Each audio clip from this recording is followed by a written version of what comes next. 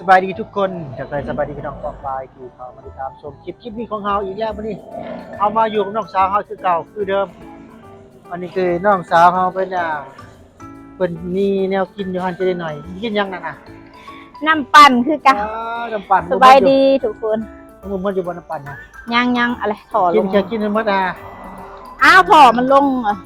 ใครเอาเนี่ยบุใครนะมันเสียวนี่ใครมาตอนนี้มาลังลีดมาลินกับเพิ่นคือเก่าคือเดิมต่อกันอีกแล้วต่อกันคือเก่าอยู่ที่ฮันเจนิสหน่อยสุดตั้งแต่คลิปก่อนผู้ทุกคนยังไม่ได้เปลี่ยนเลยคลิปนี้ก็ยังใจคือเก่าเพราะเสื้อตัวเก่าตัวเดิมจ้าเพิ่นมีเสื้อกันหนาวตัวหนึ่งเสื้อกันหนาวเพิ่นอุ่นดีเพิ่นมีเสื้อแขนยาวตัวเดียวก็เลยหนุ่มตัวเดียวไหนปลอกมีตัวเดียวได้โจอยู่ตีแต่บ่มักก็ดีบ่ตัวโปรดเฮ้บ่แม่นตัวเดียวบรรยากาศหนาวเนาะนี่มากินน้ำปั่นชานมคือเก่ากินโชว์พี่น้องกินเนี่ยโชว์พี่น้องไงหนาวฮ้อนก็กินคือเก่าห้ามเจนนิดหน่อยแซ่บเหมือนเดิมเนาะแซ่บคือเก่าห้ามเจนนิดหน่อยเจ้าเก่าเจ้าเดิมอุ้ยหนาวคือขาวแท้เนี่ยคนขาวไปจ้ะมือคือขาวอ่ะเนาะมือขาวดีรู้สึกว่าหนาวขาวแห้งมือนี่เก่าหรือเป็นน้ำสีเสือหุ่นเขาดีกว่าเก่าเนาะดีหุ่นดีอากาศหนาวๆอันนี้มีระบบคนก่อนบ่มีบ่นี่คือโสดคือเก่าบ่โสดคือเก่าผู้ใดเป็น FC ฝั่งไทยอยากสนใจโสดชลาวเป็นคนนี้เด้อพี่น้องเด้อคอมเมนต์ได้แต่คลิปนี้เด้อกินบ่หลายเลี้ยงง่ายอยู่ง่ายกินแบบได้กินบอกลูกสตาร์กันกินมากกว่าไหนข้าวเปียกข้าวเปียกผัดกะเพราหมูกรอบแล้วก็น้ำปั่นเป๊ปซี่กินบ่หลายแต่กินไปทุกอย่างคนเลี้ยงก็ทำชิเลี้ยงทุกคนบาทนี่ได้บอกกินแต่แมวแม่คนเลี้ยงก็ทำชิเลี้ยงนะมารีวิวเค้กมื้อนี้เพิ่นมีเค้กมาตื่มอีกแหละลายแห้งเค้กลายแห้งงามๆมาดีมีหน้าใหม่มาเค้กมันก็ลายหนึ่งนี่ไปเบิ่งโอ้สาวลาวสิมารีวิวเค้กได้ทุกคนมื้อนี้มาสิมาเป็นพรีเซนเตอร์ให้เค้กหั่นเค้กไปลองเบิ่งนี่ทุกคนใครกันไปกันมาสนใจเค้กกับมาแหวเด้อนี่พี่กัดทางเข้าโรงเรียนมส.สัญญาเพชรเค้กมีแต่ก้อนงามเนาะได้ใครเพิ่นเบิ่งในราคาเท่าไหร่นี่ครับใครเบิ่งก่อนเด้อนี่เด้ก้อนใหญ่กะราคา 75,000ก้อนบักใหญ่ทุกคนงามนี่ก้อนใหญ่อยู่เทิงที่นี่ก้อนใหญ่115,000นี่ก้อนใหญ่ก้อนน้อยกะ 75,000 กีบทุกคนมีแต่ตรงงามว้าวนี่เบื้องนี่ว้าวนี่เค้กบักพร้าวได้นี่เค้กบักพร้าวเฮามักกินเลยมีหลายแบบให้เลือกเด้อนี่เมื่อนามาซื้ออยู่นี่แหละวันเกิดน้องสาวน้องสาวคนไหนอีกเพิ่นลดพิเศษให้เพิ่นว่าขาประจำเป็นเลือกอะไรใช้ไปรีวิวกระต่ายของควันเนี่ยช่วงปีใหม่แล้วก็มีกระเซ้าช่วงปีใหม่ทุกคนกระเซ้าของขวัญนี่คนก็เฮ็ดมาใหม่ๆเลยเฮ็ดใหม่ทุกมื้อจ้านี่อันนี้คล้ายเบิร์ดในชุดก่อนเห็นมั้ยเฮ็ดใหม่นี่สำหรับใครที่จะไปอวยพรวันปีหมอกปีใหม่นี่อวยพรผู้ใหญ่เนาะมาจัดเลยจ้าหั่นเจนนิดหน่อยคนงามว้าวมีหลายแบบทุกคนมีกระต่ายน้อยกระต่ายใหญ่นี่ราคาทุกคนใส่ราคาอยู่ใส่ราคากับ2แสนนี่แหละ2แสนนี่แหละราคากับ500 บาท500 กว่าบาททำเจ้าของห้านราคาคนรีวิวบ่ฮู้ราคารีวิวไปสิเนาะไปหาเจนี่หน่อยเป็นหาเจนี่หน่อยเป็นยังหาเจนี่หน่อยเป็นนี่ไปแบบนี้ไปหาเจ้าของห้านเพื่อนเพิ่นก็เป็นจังงามลังใหญ่ๆทุกคนสิแล้วเลยเด้เนาะสิได้ขึ้นเลยเด้นี่ใกล้สิแล้วเลยเด้งามสิได้ขึ้นเลยเด้นี่ซ้อนเฮือนเขาเนาะบักไงนะงามคิดมาตอนนี้สิมาหาเจนี่หน่อยได้บ่นี่นะเฮาแหละมาอุดหนุนแล้วนะอุดหนุนเป็นประจำบ่เฮาอุดหนุนแล้วจนได้เฮือนหลังบักไงนะเงินจะบ่ซื้อน้ำบ่เงินซื้อน้ำซอยเจนี่หน่อยบ่เงินค่อยนี่แหละซื้อน้ำจนได้เฮือนหลังบักไงมีเงินน้องนางนำเพิ่นว่าก็หยอกเด้อ FCนี่เจนี่หน่อยอะไรทุกอย่างสบายดีเจนี่หน่อยสบายดีเจไม่เจก่อนเจเพิ่นฮักก็ดีเป็นไข่แล้วฮักก็เศร้าไข่เจนี่เป็นไงไข่วันนี้กลายมาเพิ่นไปได้เปิดห้านได้เมื่อวานหน่อยก็เลยไข่ เป็นไข่วันบ่ได้กินน้ำห่านเพิ่นซับ ช่วง ตาย นี้ มา เงินหน่อยก็เลยขาย ช่วงนี้มันหน่อยบ่ เงินนานี่คือสิเช้าปุ๊บปั๊บเลย ช่วงวับ ช่วงวับก็ได้กันเงินนานช่วงนี้เงินหน่อยก็เลยเป็นไข่เป็นหนาว น้องคนนี้บ่ได้เป็นไข่ป่ะไข่กูมือโทรหาไอ้กูมือ รุ่นนี้บ่มีเป็นไข่รุ่นนี้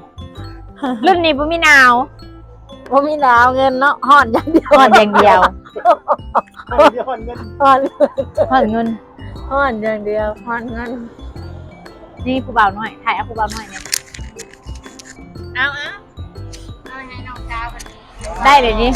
น้ำเฮาก็มีอันหนึง น้องกินดูดโซ FC เนี่ยพี่น้องฝั่งลาวฝั่งไทยพี่น้องฝั่งลาวฝั่งไทยคนใดสนใจน้องสาวเฮาคอมเมนต์ได้เด้อทุกคนเด้อโสดเพิ่นว่าโสดแห้งๆบ่ซั่นนี่โสดจะคอยป่ะ โสดช่วงยามหนาว อะไรมีอะไรคนกอดเป็นบ่ อยากได้คนก่อนเด้อ โสดยามหนาวสาวลาวอยากได้คนกอด นั่น โอ้ อันเด้ผู้นำลังเลย อ่า หน้าเวทีของแท้สองคนนี่ โอ้ เสือขาวนี่แห่งตัวการนี่ตัวคันแดงนี่ป้า เรียกเนาะ น้องเฮาเอิ้นน้องบ่ลูกนะบ่าวจักเอิ้นอะไรร้านบ่พี่น้อง น้อง เอิ้นบ่เป็นร้าน น้องดูระบาด ร้านก็ได้น้องก็ได้เนาะร้านลูกนะบ่าวได้ค่ะ สบะ ม.6 ปีนี่ โสดหน้าหนาวสาวลาวอยากได้คนกอดพี่น้องเอ้ยมาคอมเมนต์ได้ทุกคนเด้อ เหลื่อมตาเล สาวย ลาวคนนี้อยากได้คนกอดเป็นว่า เหลื่อมตาเวลาออกแดดเนาะ เป็นเด็กในช่วงนี้คือจะจ่อย เขาสิไปตัดแว่นมาใส่ก็ จะจ่อยหุ่นนี้ดีนะถึงนี้นะ ก็ซ้ำเก่า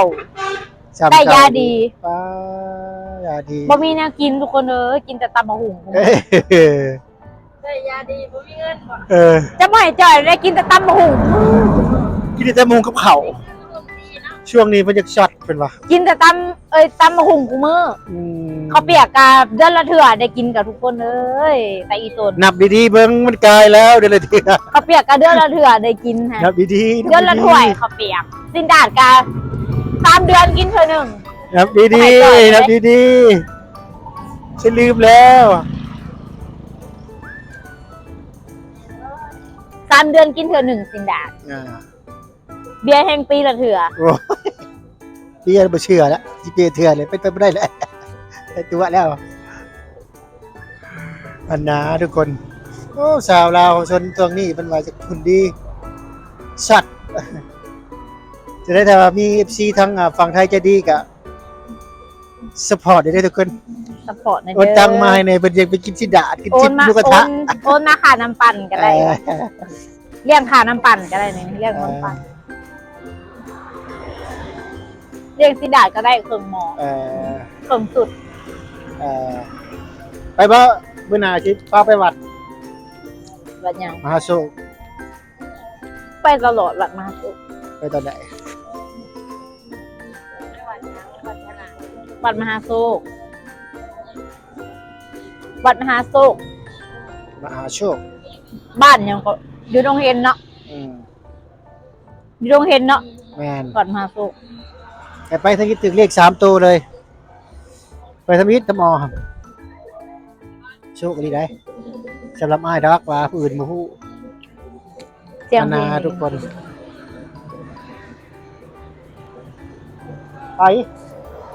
เราแกะ เห็นไผมีแต่คนฮู้จักเนาะ เราแกะ เราเห็นเขาเต้น มีแต่คนฮู้จักเบิดอันนี้น้องเอ้ยคนน้องสาว โปรเจกต์ไทย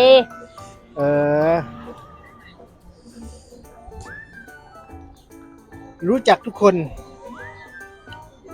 แซ่บบ่น้ำปั่นฮะ แซ่บ ให้เรียก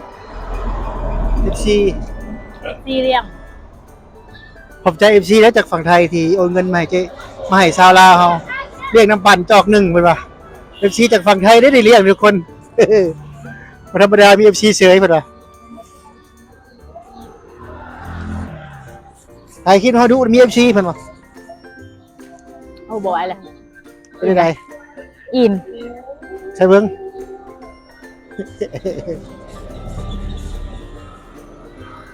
อยากรับด้วยปะเนี่ย แล้วก็มารับไป อยากนอนเลย กินอิ่มเลยอยากนอนแล้ว มื้อแรงเด้อมื้อแรงอย่าลืมเรียกแล้วมีเรียกต่อน อนลืม นะจ๊ะ ตื่นน้องก็บ่มากเลย โอ้ครับ แบด สาวลาว แบด เซโนพี่น้องคลิปเฮากับเป็นคลิปแบบสิได้ทุกคนถ่ายเรื่อยๆที่วิถีชีวิตไลฟ์สไตล์บายสายลม แบดลิ้นเลย แต่ว่าอันช่องอื่นช่องน้องๆนุ่งๆก็ชุนไลฟ์น่ะวิวเขาก็ไปไกลได้ทุกคนส่วนเฮายังจะมีอยู่อย่ามันว่าทุกคนเนาะใส่ถ่ายด้วยความจังเอิญความมักความหักไปซื่อๆแหละเนาะน้องนุ่งผู้ที่ประสบผลสำเร็จกับหลายคนน่ะได้เนาะทุกคนจะได้ก็ขอแสดงความยินดีแสดงความยินใจกับน้องกับนุ่งผู้อื่นที่ว่าประสบผลสำเร็จไปแล้วเนาะสำหรับเฮาก็ยังอีกโดนดอกเฮ็ดไปเรื่อยๆแหละเนาะทุกคน ฝากถึงคนที่ว่าอยากเฮ็ดช่องก็มาหาเฮาได้ทุกคนเราช่วยเหลือเต็มที่เท่าที่เฮาช่วยได้นะทุกคนนะแล้วสำหรับคลิปนี้ก็สิจบก่อนเนาะสาวลาวฝากให้สาวลาวเฮาอวยพร FC แหน่ในปีใหม่ใกล้จะมาถึงนี้ว่าใดๆอวยพรปีใหม่ให้ FC แหน่ พาแนมผู้บ่าวหน่อยฮะ อวยพรปีใหม่ให้ FC ฝั่งไทยแหน่ ปีใหม่บ่ ใกล้สิมาฮอดแล้วเด้ ใกล้สิฮอดปีใหม่เลย อันนี้ก็3 เดือน 12อ่ะเนาะ อวยพรให้ FC ทุกคนเฮงๆปังๆมันๆเด้อปีใหม่ใกล้สิฮอดปีใหม่แล้ว2026ใกล้สิเข้ามาแล้วให้เฮงๆมันๆเด้อ เฮงๆ ขับ มันๆ แฮง ถึงเลขถึงหวยรวยเบอร์ทุกคน ๆถึงหวยจ้าถึงหวยปัง ปัง ๆ ๆ 3 เอา ตู่ สำหรับคลิปนี้ก็สิจบก่อนพี่น้องพบกันใหม่คลิปหน้านะพี่น้องนะบ๊ายบายสำบายดี